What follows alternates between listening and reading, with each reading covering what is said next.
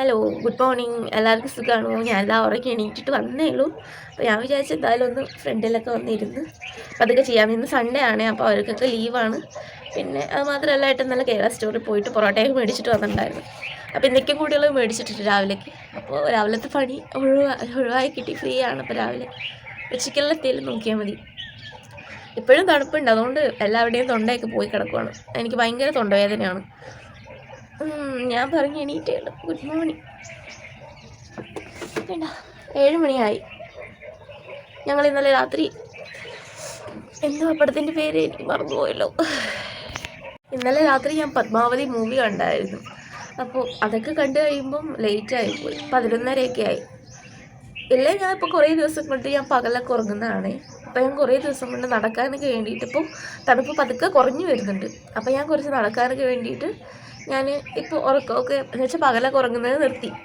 അപ്പോൾ ഇപ്പോൾ എനിക്ക് രാത്രി പെട്ടെന്ന് ഉറക്കം വരുവേ. ഞാൻ ഒരു 10 മണിയൊക്കെ ആകുമ്പോഴേക്ക് കിടന്ന് ഉറങ്ങും. പക്ഷേ ഇന്നലെ ഞങ്ങൾ മൂവിയൊക്കെ കണ്ട് അങ്ങനെ ഇരുന്ന് ഇന്ന് എണീക്കുമ്പോൾ അതുപോലെ വൈകി. ഇന്നലെ ഞാൻ 12 മണിയായി ഉറങ്ങുമ്പോൾ. എൻ്റെ സൗണ്ട് ഇതായേ എന്ന് വെച്ചാൽ ഭയങ്കര തൊണ്ടവേദനയൊക്കെയാണ്.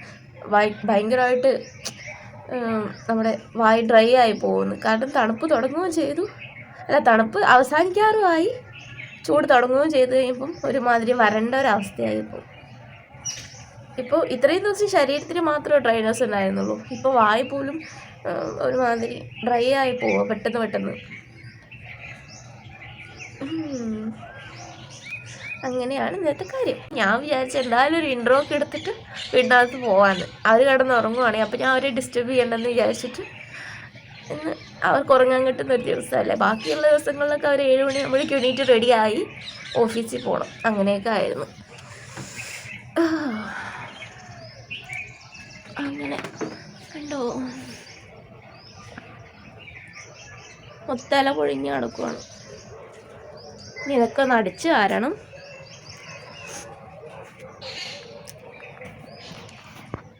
സൂര്യനൊക്കെ പതുക്കെ വന്ന് തുടങ്ങി. ഇപ്പോൾ ഇനി തൊട്ടൊക്കെ നേരത്തെ വെയിൽ വന്നു തുടങ്ങുവേ. എന്ന് വെച്ച് കഴിഞ്ഞാൽ നമ്മൾ 7 മണിയാകുമ്പോഴേക്കും എണീക്കുമ്പോഴേക്കും ഭയങ്കര വെയിലൊക്കെ ആയിരിക്കും.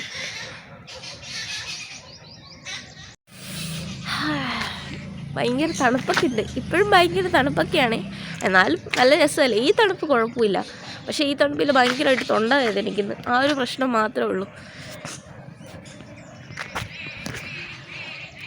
നല്ല രസമല്ലേ ഈ ഒരു മരം കാണാൻ. ഇതിനകത്ത് ഇനി ഒരു ഏപ്രിലൊക്കെ കഴിയുമ്പോൾ ഞാവൽപ്പഴം വന്നു തുടങ്ങും. അപ്പോൾ കാണിച്ചു തരാവേ. ഇപ്പം കണ്ട എൻ്റെ പുറകിൽ നിന്ന് മാറാതെ എൻ്റെ പിന്നാലെ നടന്നുകൊണ്ടേയിരിക്കുന്നു.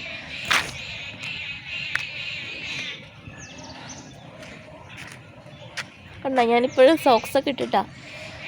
ഭയങ്കരമായിട്ട് തണുപ്പുണ്ട്. ഇഷ്ടംപോലെ കിളികളാണ് അവിടെ. അപ്പോൾ ഞാൻ എൻ്റെ അടുക്കളയിൽ കയറി. ഇനി അടുത്തത് ചായ വെക്കലാണ് ആദ്യത്തെ പരിപാടി. അപ്പോൾ ചായയൊക്കെ വെക്കുക പറയുമ്പോൾ എനിക്ക് ആദ്യം ചായ വെച്ച് കഴിഞ്ഞാൽ പിന്നെ എൻ്റെ ആ ഒരു ഡേ സ്റ്റാർട്ടാവുള്ളൂ. ചായ വെച്ച് അതൊന്ന് കുടിച്ച് കഴിഞ്ഞാൽ പിന്നെ ഞാൻ ഒന്ന് നല്ലപോലെ എനർജി ആയ പോലുള്ളൊരു ഫീലാണ് എനിക്ക്. അപ്പോൾ ഞാൻ 3 പേർക്കും വേണ്ടിയിട്ട് ചായ ഇങ്ങനെ ചായക്കുള്ള പാലും അതുപോലെ വെള്ളമൊക്കെ അളന്നിട്ടാണ് എപ്പോഴും എടുക്കാറ്. നിങ്ങളിങ്ങനെയൊക്കെയാണ് എടുക്കുക? അതേ ഒന്നിച്ച് പാലും ചായ എന്ന് വെച്ചാൽ വെള്ളമൊക്കെ ഒഴിച്ചിട്ട് ഒരു ചട്ടി ചായ വെച്ച് വെക്കുകയോടോ ചെയ്യാതൊക്കെ കമൻറ്റ് ചെയ്യണേ. കാരണം അങ്ങനെ ചെയ്യുന്നവരുണ്ട്. എന്ന് വെച്ചാൽ എൻ്റെ വീട്ടിലൊക്കെ എന്ന് വെച്ചാൽ എൻ്റെ അമ്മയൊക്കെ അങ്ങനെയായിരുന്നേ. അളക്കുമൊന്നുമില്ല, അങ്ങനെ ഇങ്ങോട്ട് എടുത്ത് ഒഴിക്കും. എന്നിട്ട് ബാക്കി വരുന്ന ചായ അവർ എന്ന് വെച്ചാൽ പതുക്കെ 11 മണിക്കും തോന്നുമ്പോഴൊക്കെ ഇങ്ങനെ കുടിച്ച് തീർക്കുകയെ അങ്ങനെയൊക്കെ ചെയ്യുന്നത് ഞാൻ കാണാറുണ്ട്.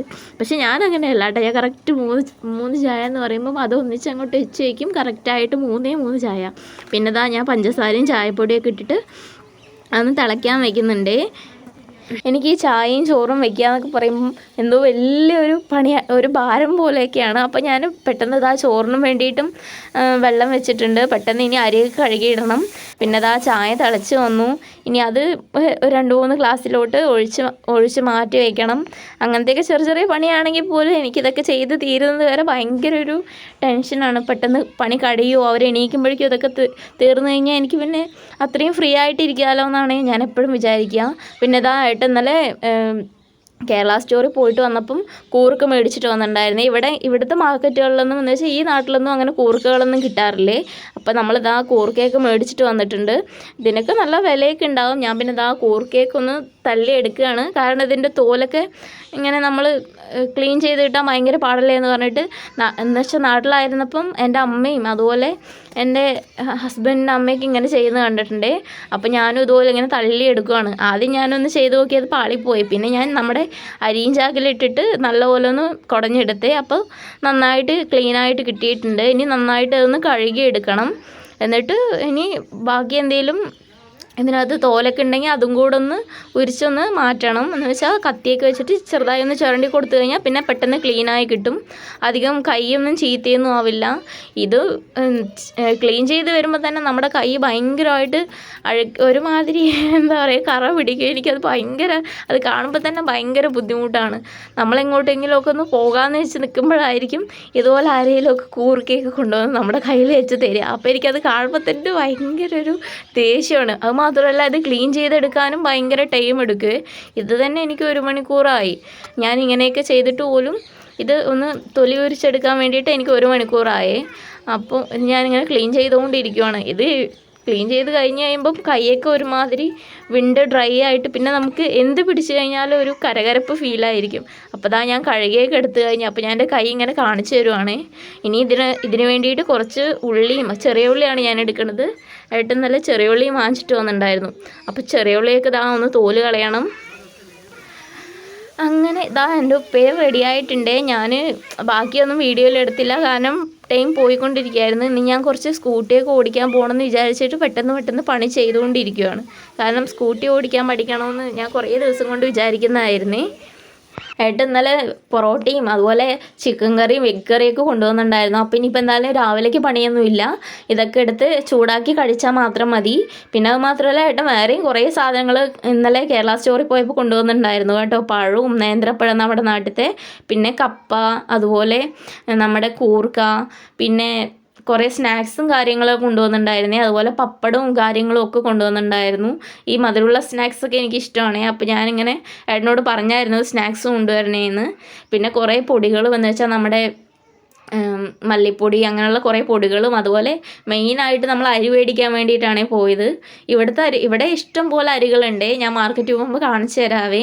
പിന്നെ ഏട്ടൻ രാവിലെ എണീറ്റ് ഗ്രൗണ്ടിൽ പോയിരുന്ന് ചായ കുടിക്കുകയാണ്. അപ്പോഴേക്കും ഞാൻ പെട്ടെന്ന് സോയാബീന് ഇന്നലെ വെള്ളത്തിലിട്ട് വെച്ചിട്ടുണ്ടായിരുന്നു. അപ്പോൾ പെട്ടെന്നൊന്ന് വറുത്തെടുക്കണം പറഞ്ഞിട്ട് പൊടിയൊക്കെ തിരുമ്പി വെച്ചിട്ടുണ്ട്. ഇനി ഇത് പെട്ടെന്ന് ഒരു ചീനച്ചട്ടിയിൽ എണ്ണയൊക്കെ ഒഴിച്ച് കടുകൊക്കെ പൊട്ടിച്ചൊന്ന് പെട്ടെന്നൊന്ന് വറുത്തെടുക്കണം. ഇത് എന്ന് വെച്ചാൽ ഞാൻ ഒരുപാട് എണ്ണയൊന്നും ഒഴിക്കില്ല, കുറച്ച് എണ്ണ ഒഴിച്ചിട്ട് 2 സ്പൂണ് എണ്ണയൊക്കെ ഒഴിച്ച് കടുകൊക്കെ പൊട്ടിച്ചിട്ട് ഈ പൊടിയൊക്കെ തിരുമ്പി വെച്ചിട്ടുള്ള ഇതെടുത്തൊന്ന് ഈ സോയാബീനെ എടുത്തിട്ടൊന്ന് അതിനകത്തിടും.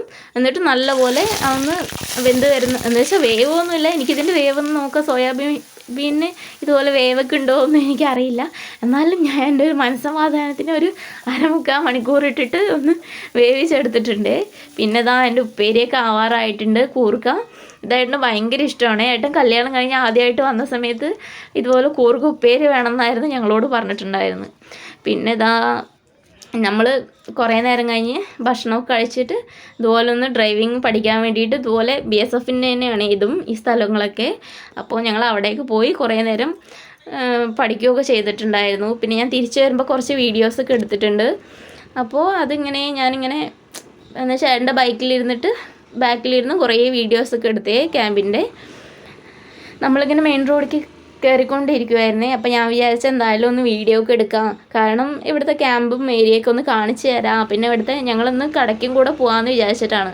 അപ്പോൾ എന്ന് വെച്ചാൽ നമ്മുടെ തൊട്ടടുത്ത് ഒരു ചെറിയൊരു മാർക്കറ്റൊക്കെ ഉണ്ട്. അപ്പോൾ അതൊക്കെ ഒന്ന് കണ്ടിട്ട് വരാമെന്ന് വിചാരിച്ചിട്ട് ഞങ്ങൾക്ക് കുറച്ച് ഇത് വാങ്ങിക്കാനുണ്ടായിരുന്നേ, തൈര്. അപ്പോൾ തൈര് മേടിച്ച് മോന് കുറച്ച് ചോക്ലേറ്റ് മേടിച്ച്, കാരണം അവന് ഞാൻ വണ്ടി ഓടിക്കുന്നത് കണ്ട് ഇരുന്ന് അവന് ബോറടിച്ചു. അപ്പോൾ അവൻ പറഞ്ഞു അമ്മ എനിക്ക് ചോക്ലേറ്റ് വേണമെന്ന് പറഞ്ഞു. അപ്പോൾ എന്നാൽ ശരി അവന് ചോക്ലേറ്റ് മേടിച്ച് വരാമെന്ന് പറഞ്ഞിട്ടാണേ. ഈ കാണുന്നതൊക്കെ ഇവിടുത്തെ ഇതൊക്കെയാണ്, ക്വാർട്ടേഴ്സൊക്കെയാണേ.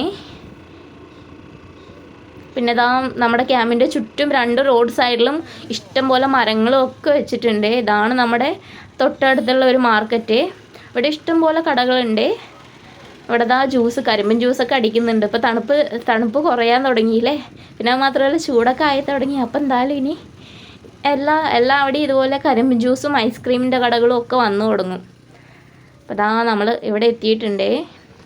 അവൻ നേരെ പോകുന്നത് നമ്മൾ ഇത് മേടിക്കാനാണ്, അവന് ടോയ്സ് നോക്കാൻ വേണ്ടിയിട്ടാണ് നമ്മൾ നേരെ പോകുന്നത്. ഇവിടെ ഒരു കടയുണ്ട് ടോയ്സിൻ്റെ. അപ്പോൾ നമ്മൾ നേരെ അവനറിയാം, അവൻ കറക്റ്റ് ആ ഒരു റൂട്ട് നോക്കി വെച്ചിരിക്കുവാണ്. അപ്പോൾ അതാ ഞാൻ അതുപോലൊരു വാട്ടർ ബോട്ടിൽ കണ്ടു, അപ്പോൾ അതൊക്കെ മേടിച്ചിട്ടുണ്ടായിരുന്നേ. പിന്നെ നമ്മൾ പുറത്തിറങ്ങിയപ്പോൾ ദാ ഒരു ചേട്ടൻ അവിടുത്തെ ഒരു ബേക്കറിയിൽ ഇതുപോലെ സമൂസയൊക്കെ ചുടുന്നുണ്ടായിരുന്നു. അപ്പോൾ ഞാൻ വെറുതെ അതൊക്കെ ഒരു വീഡിയോ എടുത്ത്, ഈ സമൂസേൻ്റെ പാത്രത്തിൻ്റെ ഭംഗി കാണുമ്പം എനിക്കത് മേടിക്കാൻ പോലും തോന്നില്ല. പിന്നെ ഇതാ അവിടെ ഇഷ്ടം പോലെ അരികളും കാര്യങ്ങളൊക്കെ ഉണ്ട്. എന്നിട്ടുമാണ് നമ്മളിതൊക്കെ പുറത്തുനിന്ന് പോയി മേടിക്കുന്നത്.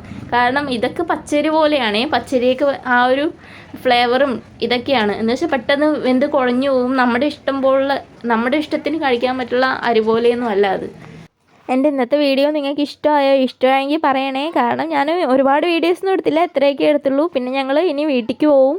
വീട്ടിൽ പോയിട്ട് ബാക്കിയുള്ള ഭക്ഷണവും മോര് കറിയാണ് വെക്കാമെന്ന് വിചാരിക്കണം, അതൊക്കെ ഉണ്ടാക്കണം. അപ്പോൾ നിങ്ങൾക്ക് എൻ്റെ വീഡിയോ ഇഷ്ടമായെങ്കിൽ കമൻറ്റ് ചെയ്യണേ. അപ്പോൾ വേറൊരു വീഡിയോ ആയിട്ട് വരുന്നവരെ ബായ്.